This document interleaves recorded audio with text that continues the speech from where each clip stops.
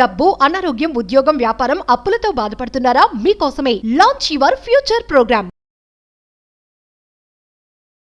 Hello views, welcome back to our channel. ప్రస్తుతం మనతో పాటు ఉన్నారు అనలిస్ట్ డాక్టర్ నంది రామేశ్వరరావు గారు. సార్తో మాట్లాడదాం. నమస్తే సార్. సార్, హోమ్ లోన్స్ చాలా మంది ఇల్లు కట్టుకోవాలనుకున్నప్పుడు ఖచ్చితంగా లోన్కి అయితే వెళ్తారు. ఎందుకంటే చిన్నదైనా పెద్దదైనా కట్టే నిర్మాణ వ్యవధి, ఆ టైం కానీ, ఆ మనీ బడ్జెట్ కానీ అంతా ఎక్కువే ఉంటుంది కాబట్టి లోన్కి వెళ్ళడం జరుగుతూ ఉంటుంది.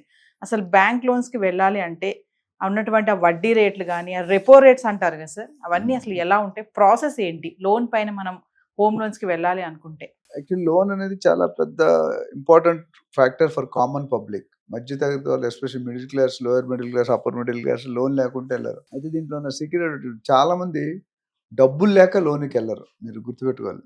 మీకు తెలిసింది ఒక సైడ్, రెండో సైడ్ ఆఫ్ ద కాయిన్ చెప్తున్నాను. నాకు తెలిసింది ఎందుకు వెళ్తారు మీరు గెస్ట్, డబ్బులు కావాలని వెళ్ళే లోన్ బాపత ఒకటి, అది కాకుండా ఎందుకు వెళ్తారు తెలుసు? ఐడియా ఉంది ఏమన్నా? టైటిల్ క్లియర్గా ఉందా లేదని చెక్ చేసుకోవడానికి బ్యాంక్ లోన్కి వెళ్తారు. ఇది చాలా మంది, వెరీ ఫ్యూ పీపుల్ నోస్. ఎందుకంటే బిల్డర్ చెక్ చేస్తాడు ఒకసారి, ఓనర్ ఒకసారి చెక్ చేసుకుంటాడు, థర్డ్ కన్ఫర్మేషన్గా ఇంకొక బ్యాంక్, మన ఇప్పుడు బిల్డర్ ప్రాజెక్ట్ ఒక బ్యాంక్ అప్రూవ్ అయింది, మనకి ఆ బ్యాంక్లో అకౌంట్, వేరే బ్యాంక్ వెళ్ళినాడు వెరిఫై చేస్తాడు. అక్కడ ఏమైనా అబ్జెక్షన్, ప్రైవేట్ వెరిఫికేషన్ వేరు ఉంటుంది, గవర్నమెంట్ బ్యాంక్ వెరిఫికేషన్. గవర్నమెంట్ కొద్దిగా ఎస్బీఐ దగ్గర చాలా స్ట్రిక్ట్ ఉంటాడు, కొద్ది డివియేషన్ ఉండదు, జనరల్ మ్యానిపులేషన్స్ ఉండవు. ప్రైవేట్ బ్యాంక్లో ఒకటి కొద్దిగా ఉంటుంది, అది కూడా స్ట్రిక్ట్గానే ఉంటారు. స్టాండర్డ్ బ్యాంక్స్, ప్రైవేట్ కార్పొరేట్ బ్యాంక్స్లో కొద్దిగా డివేట్ అవుతుంది. అయితే ఎన్బిఎఫ్సిస్ అని ఉంటాయి, నాన్ బ్యాంకింగ్ ఫైనాన్షియల్ కార్పొరేషన్, అయితే లెండింగ్ ఏజెన్సీస్ ఉంటాయి, అలాంటి వాళ్ళు. బట్ గవర్నమెంట్ బ్యాంకులో వెళ్ళాడు డెఫినెట్గా డివియేషన్ ఉండదు. సో అది ఒకటి. జనరల్ లోన్ ఎవరెవరు వెళ్ళొచ్చు అంటే వాళ్ళకి మినిమం కండిషన్ ఏంటంటే they should have some regular income, either business or job or rental, whatever, ఫిక్స్డ్గా ఇంత రావాలి మనకి మంత్లీ ఉంటేనే రీపే. బ్యాంక్ ఏం చూసుకుంటాడు, నీకు లోన్ ఎప్పుడు ఇస్తాడు, ఎలా రీపే చేస్తాడు, ఎలా డబ్బులు తీసి తినేసి వెళ్ళిపోతే. ప్రాజెక్ట్ ఇప్పుడు బిజినెస్కి లోన్ ఇస్తాడు, దీని వాళ్ళు వచ్చిన టర్న్ ఓవర్ చూస్తాడు ఎంత ఉంది. ఇప్పుడు మేము 300 crores లోన్ కోసం ఎస్బీఐని అప్రోచ్ అయ్యి నా ఫస్ట్ పనిచేసిన కంపెనీల్లో వెళ్ళాం. వెళ్తే వాళ్ళు ఏం చేశారంటే, మేమిద్దరం పోయాం, ముగ్గురం పోయాం, మా ఎండి, నేను, సిఎంఓ ఉండని, ఇంకో సిఎఫ్ఓ, ముగ్గురు వెళ్తే గ్లాస్ క్యాబిన్స్ ఉంటాయి, ఇలాంటి క్యాబిన్స్, ముగ్గురిని 3 డిఫరెంట్ క్యాబిన్లు. నేను మాట్లాడేది ఆయనకి వినిపింది, ఆయన మాట్లాడే నాకు వినిపించదు. ముగ్గురిని సపరేట్గా మాట్లాడేవారు లంచ్ ముందు, లంచ్ తర్వాత ముగ్గురిని కలిపి మాట్లాడేవాడు. తేడాలు వచ్చేసేవి. నేనేం చెప్పానో వాళ్ళేం చెప్పారో టాలీ అయ్యేది కాదు. అలాగా 10-15 మీటింగ్లు వెళ్ళాం, ప్రతిసారి దెబ్బతిని వచ్చాం.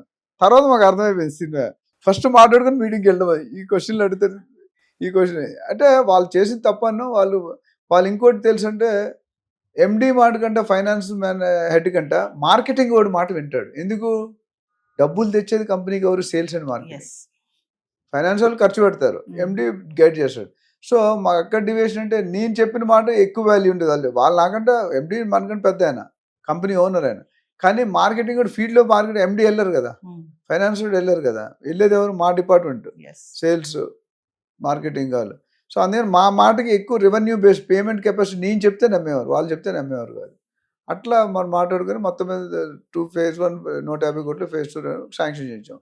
ఎందుకంటే అక్కడ ల్యాకింగ్ ఏంటంటే, కొత్త కంపెనీ అది, ఇంతవరకు ఎగ్జిస్టెన్స్ లేదు, బట్ 100 acres ప్రాజెక్ట్ అది.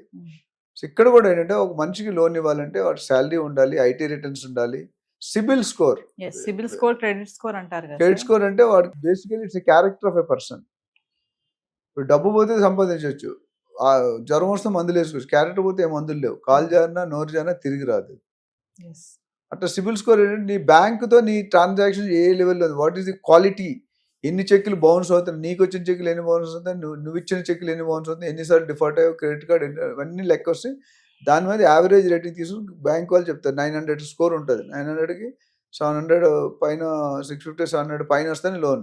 ఆ ఇంట్రెస్ట్ రేట్లు కూడా దాని మీదే మారుతాయి. అంటే జనరల్గా బ్యాంక్ వాళ్ళు 8.2 8.3% నుండి 9.5 దాకా, డిపెండింగ్ ఆన్. ఇప్పుడు నీకు వీక్ ఉంది అనుకోండి, సపోజ్ నేను లోన్ తీసుకున్నా, నేను ఇల్లు కొనుక్కున్నాడు, తీసుకుంటే నాది 875 వచ్చింది, ఎందుకంటే నా దగ్గర డిఫాల్ట్స్ లేవు. నా ఫ్రెండ్ ఇంకొక ఆయన తీసుకున్నాడు, ఆయన 600 620 ఉంది, ఆయనకి నాకు ఇంట్రెస్ట్ రేట్ వేరేగా ఉంది. నా క్రెడెన్షియల్ మీద నాకు ఇంట్రెస్ట్ రేట్ తక్కువ, ఆయనకి నాకు 1% తేడా వచ్చింది. 1% చాలా ఎక్కువ అమౌంట్. అంటే క్రెడిట్ స్కోర్ ఎక్కువ ఉంటే అంటే మీ క్యారెక్టర్ బాగుందని అర్థం, ఇంట్రెస్ట్ తగ్గుతుంది అక్కడ. అది అంటే నువ్వు డిఫాల్ట్ ఇప్పుడు వీళ్ళు కూడా రిస్క్ ఫ్యాక్టర్ ఎక్కువ ఉంటుంది కదా బ్యాంక్ వాడికి. ఎస్ తక్కువైంది కొద్ది క్రెడిట్ రేటు నీ డిఫాల్ట్స్ పే చేయకుండా పే చేయకుండా Check డిలే చేయడం, bounces. ఇంట్రెస్ట్ తో కట్టడం అవన్నీ కూడా లెక్కలు యాడ్ అయిపోతాయి. ఎస్ మనకు క్యాలిక్యులేషన్ ఉంటుంది. మన బ్యాంక్ పాన్ నెంబర్ ఉంటుంది, మన ఎన్ని ట్రాన్సాక్షన్ చేసినా బ్యాంకులో తెలిసిపోద్ది కదా. ఆ ట్రాన్సాక్షన్ బట్టి వెళ్ళిపోతారు. చాలా వరకు ఇప్పుడు మీరు కోర్టుకి వెళ్తే మోర్ దాన్ 50% చెక్ బౌన్స్ కేసులే ఉంటాయి. ఎస్ డబ్బులు తీసుకుంటారు, వాడేస్తారు, డమ్మీ చెక్ ఇస్తారు, తర్వాత పని చేయదు, చెక్ బౌన్స్ అవుతుంది, కేసు వేస్తాడు, ఇంకా నడుస్తూనే ఉంటుంది 5 సంవత్సరాలు 10 సంవత్సరాలు. So civil rating is very important. అట్లనే నీ కంపెనీ స్టాండర్డ్ కంపెనీ బట్టి కూడా తేడాలు ఉంటాయి. అంటే కంపెనీ ఏ గ్రేడ్ ఉంటుంది, బి గ్రేడ్ ఉంటుంది, సి గ్రేడ్ బట్టి కూడా ఇంట్రెస్ట్ రేట్ మారే అవకాశం ఉంది. ఎందుకంటే మీరు మైక్రోసాఫ్ట్లో పనిచేస్తున్నారు అనుకోండి, లేదా గూగుల్, అది ఏ గ్రేడ్ కంపెనీ. కొన్ని బి గ్రేడ్ ఉంటాయి, కొద్ది తక్కువ ఇండియన్ ఎంఎన్సీస్, కొన్ని లోకల్ కంపెనీస్, గల్లీ కంపెనీస్.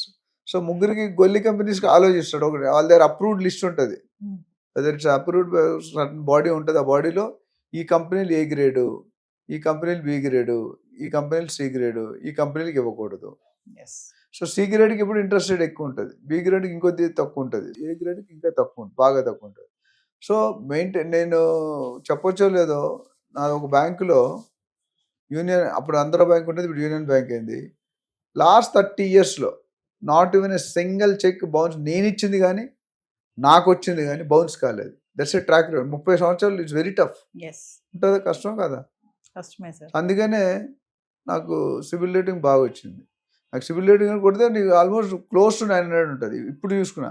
ఎస్ ఎందుకంటే నేను క్రెడిట్ కార్డు వాడను. ఫస్ట్ నాకున్న advantage credit card all over world తిరిగానని, there is no credit card. చాలా మంది సన్ అవుతారు. డెబిట్ కార్డు కూడా చాలా క్యాలిక్యులేటెడ్గా వాడతాను. ఉన్నది కదా అని స్వైప్ చేస్తూ, మనం ఫస్ట్ ఉండడానికి ఇల్లు ఉండాలి, ఇల్లు ఉంది, మిగతా ఖర్చులు ఉన్నా లేకపోతే బయటకు తెలియదు, మీ ఇల్లు అయితే రోడ్డు మీద పడేస్తాడు ఓనర్. సో సివిల్ రేటింగ్ ఇవన్నీ కూడా మన పర్సనల్ బిహేవియర్, బాడీ లాంగ్వేజ్ బట్టి అది కూడా మారుతుంటుంది. క్రెడిట్ కార్డులు మీరు వాడినన్నారు కదా సార్, చాలా మంది దగ్గర 1 2 4 5 క్రెడిట్ కార్డులు ఉంటాయి కదా మరి. పబ్లిక్ సొమ్ముతో ఆడుకునేవాడు ఇప్పుడు కట్టేసిన తర్వాత వాడే మ్యాగం కొడితే జైల్లో పెడతాడు. జైల్లో 2 నెలల నుండి వచ్చేస్తాం. బట్ జైల్లోకి వెళ్ళిన తర్వాత ఒక కంపెనీ ఎండి ఉన్నారు, ఆయనకి నాకు తెలిసి ఒక 1000 కోట్లు ఆస్తి ఉంటుంది, 1000 కోట్లు నిక్కర ఆస్తి.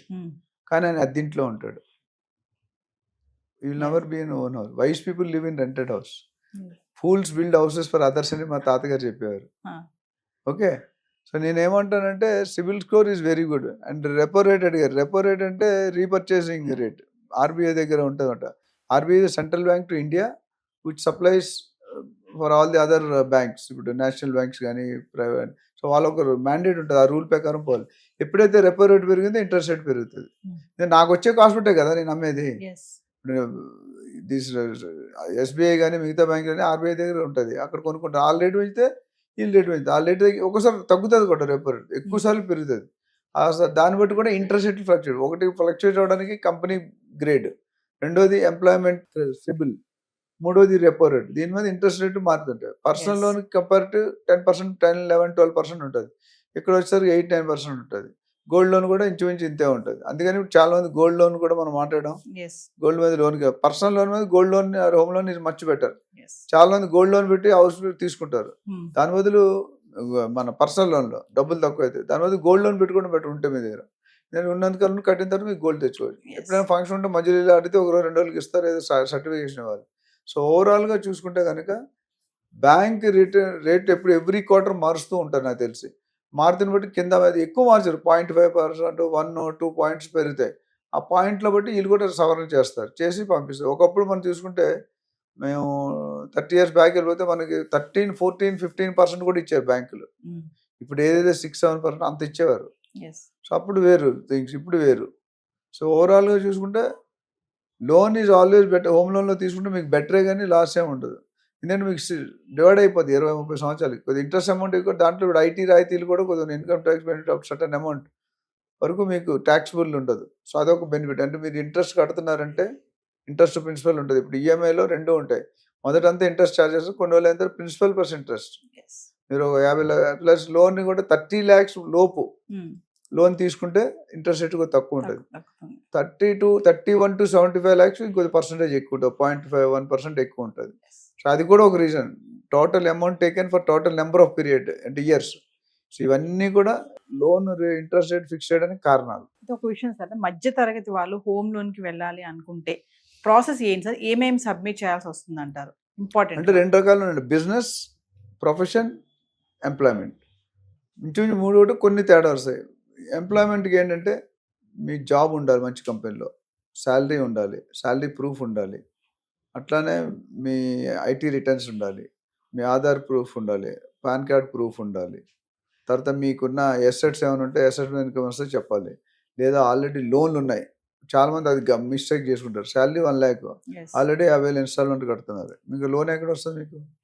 ఎందుకంటే ఒక మనిషి ₹1,00,000 సంపాదిస్తే ఎంత సేవ్ చేస్తారు?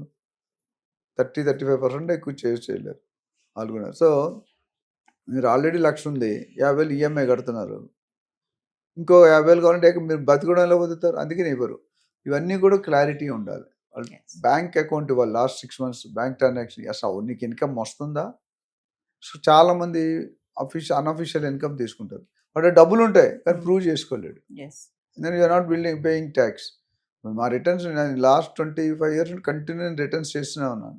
రిటర్న్ చేస్తే మంచిది. ఇన్కమ్ ట్యాక్స్ ఎవరైనా కడితే రేపు ఎస్పెషల్లీ కంపెనీ మీరు బిజినెస్లో ఉంటే మీరే ఉమెన్ ఎంటర్ప్రినర్ అవ్వాలి. మీరు ఐటీ రిటర్న్స్ కడుతున్నారు, ఎవ్రీ ఇయర్ 5 లక్షలు 10 లక్షలు కడుతున్నారు, మీకు మంచి వాల్యూ ఉంటుంది. లోన్ అయినప్పుడు హ్యాపీకి ఇస్తారు, ఏమీ లేదు వాళ్ళకి ఏమి ఇయ్యరు. Record good CIBIL score maintain చేయాలంటే ఏం చేయాలి సార్? మనం ఇచ్చిన కమిట్మెంట్ హానర్ చేయాలి. కమిట్మెంట్ ఇవ్వడం వేరు, హానర్ చేయడం వేరు. Recruiting a person is very easy, retaining a person is very tough. ఇప్పుడు మధ్యలో నువ్వు జంప్ అయ్యారు, ఎందుకు జంప్ అయ్యారు? Somewhere you felt something wrong, so మళ్ళీ పిలుచుకున్నారు, క్వాలిటీ ఉంది కూడా పిలిచి your salary has been hiked whatever percentage. So మన క్యారెక్టర్ అంటే ఏంటి? మన ట్రాన్సాక్షన్ హెల్తీగా ఉండాలి. హెల్తీగా లేకపోతే వీక్ ఉంటే రోగాలు వస్తాయి. ఇక్కడ కూడా అంతే, వీక్ లేకపోతే they will not have good value. కానీ మెయింటైన్ చేసుకుంటే ఏం ప్రాబ్లం ఉండదు. Thank you sir.